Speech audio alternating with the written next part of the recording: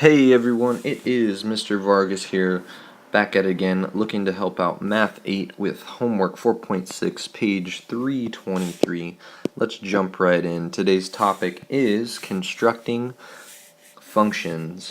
So for problem 1, we are given this graph, and basically it has to do with a teacher reading books to her class, or reading a book, and we are given the days down here and the pages, I forgot to write that, on the y-axis, or the vertical axis.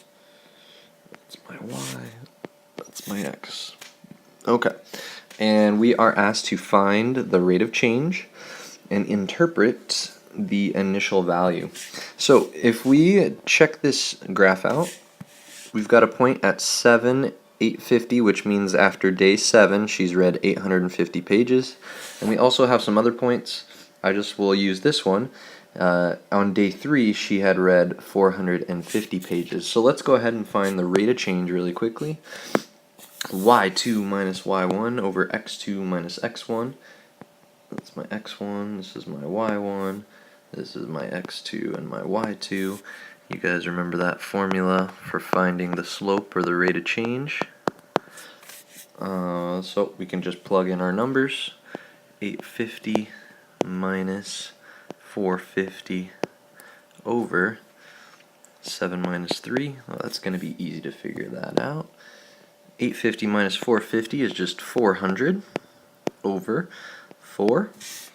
And we are left with 100 over 1, which is the same as 100. So this teacher is reading 100 pages per day to her class.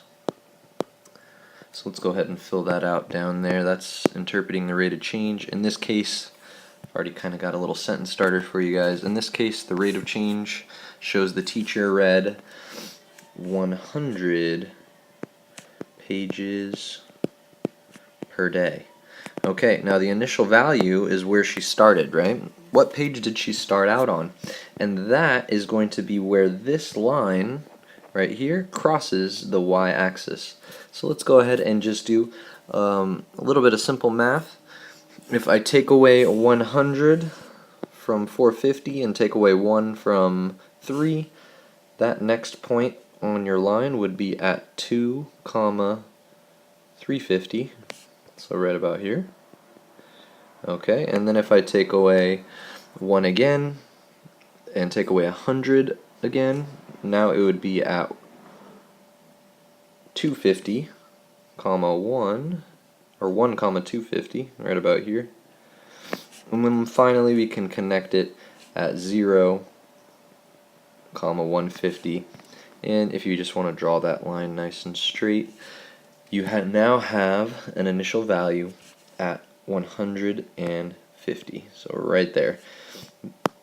And all that this means, the initial value means that the teacher started at page 150 when she was reading to her class. Once again, the initial value is where your line crosses the y-axis, or where it starts out on the y-axis. It's the same thing as the y-intercept. Alright, moving right along, let's go to number 2. We've got a water park. This water park charges a rental fee, which they don't tell us, and they also charge an hourly rate for renting a raft. This is for the rafts. Forgot to write that. Alright. We do know, however, that in 6 hours, they charge $15. 6 hours. So let's draw a picture to kind of help us figure this out. So I know that 1 hour costs $1.50. That means that 2 hours would be, what, $3? If I double that, 3 hours would be $4.50. 4 hours would be $6. 5 hours would be $7.50. And then 6 hours would be $9. Okay, so after 6 hours, I've paid $9 total for the hourly fee, but now how much did they charge me up front? Well, we can just go ahead and take that $15 that we know it cost for 6 hours, and subtract it away from our hourly fee. And this is going to find that initial fee, the price that you have to pay up front just to even rent the raft. And that's going to be a whopping $6.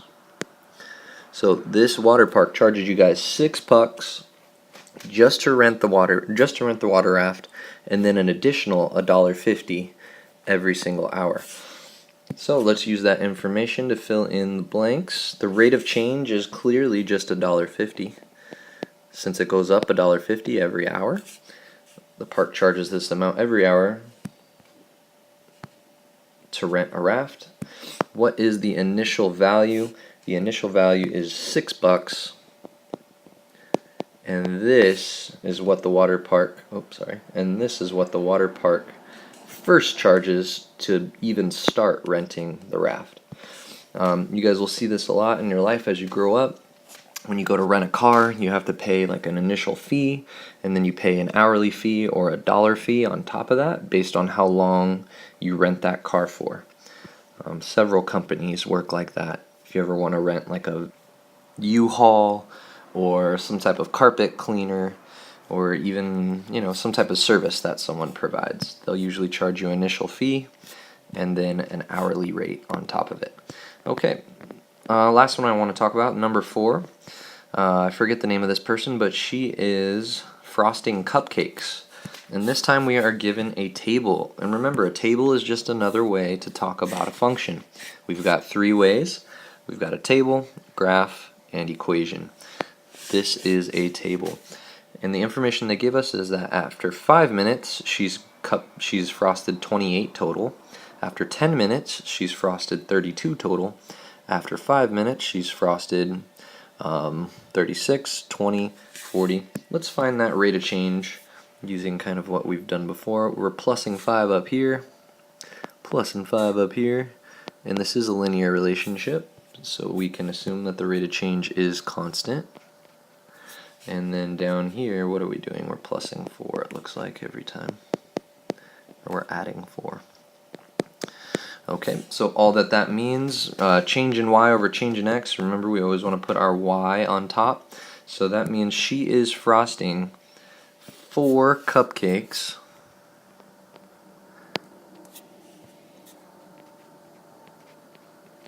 every, how are our minutes changing? How are our x values changing? Our x's are adding 5, so she is frosting 4 cupcakes every 5 minutes. And that is our rate of change. Let's go ahead and write that in. The rate of change is just 4 cupcakes per 5 minutes. Rise over run, change in y over change in x. Okay, now let's try to find the initial value, and this one's kind of easy. You just kind of have to think backwards. Remember, initial value is where your x is equal to 0. If you look back at your graph in this example, what's my x value at this position right here? Well, it's 0. It's 0. It's matching up with this 0. So in order to find the initial value when we are given a table, we need to figure out when x is 0. Well, using our pattern, we can plus 5 there, or take away 5 to get 0. In order to figure out what comes in this position right here, let's go ahead and take away 4 so that everything matches up, and you end up getting 24. 24 as your initial value. So let's interpret that. The initial value of 24 cupcakes